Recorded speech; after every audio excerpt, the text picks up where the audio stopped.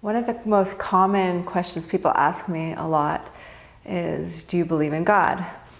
And what usually happens, people, want an answer between yes or no. And my response is usually, well, what is God? Or, how can we define that word into a box? And the minute I say something like that, I'm put into another category. Now I am an atheist. Now I don't know anything about an atheist, so I don't know if I could put myself in that category either. But for some reason, I am now an atheist. And it can be kind of frustrating because how can they define me into a box, like it's their own definition? I would so much rather if they would actually get to know what I really have to say, which is a lot deeper than, box as whether God, or box as whether I'm atheist, or box into whatever else they want to call me.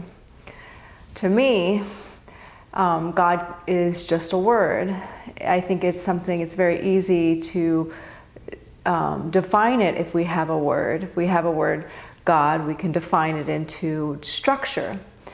And the question I would ask is, how could we really know this quote unquote God if it isn't a box? How could we really know the universe in a box? And that's kind of my a dilemma, using a word and putting it into a structure of the universe. For me, I think it's a lot more deeper and much more more amazing of what the possibilities are than to put things into a box of, good, bad, right, wrong, what is considered God. If I were to define it, God, which I really can't, but if I were to even attempt to define God, the one thing I would do is, first of all, to get rid of everything that I believe, get rid of everything that I've been taught.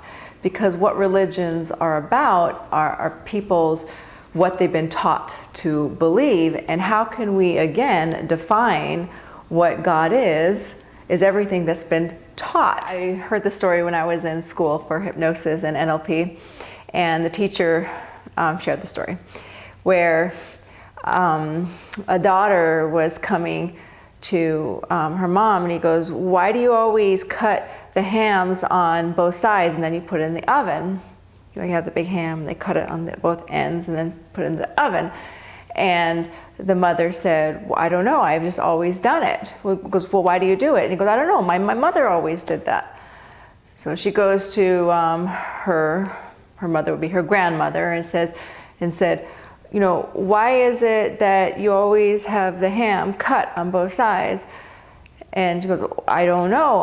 My mother used to do that." So they go to the grandmother or the great grandmother on the grandchild, and she comes and she goes, "Why is it that they always cut the ham on both sides?"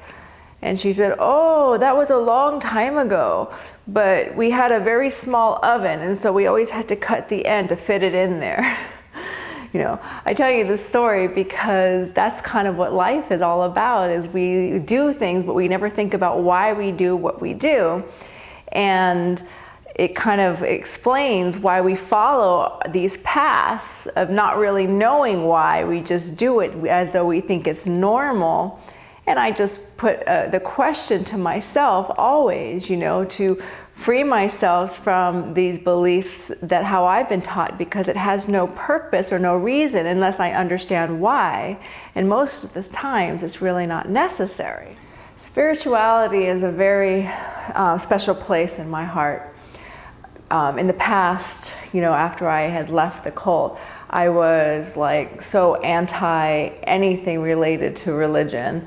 I was so against it because my experience was so much control and manipulations that I was running Later on, I had opportunities to get to know more about spirituality, but I wouldn't have called it that at the time, because if it was that name, I would have been running. But it was actually things working with some of my personal issues. And I would say what spirituality is really getting to know the spirit within.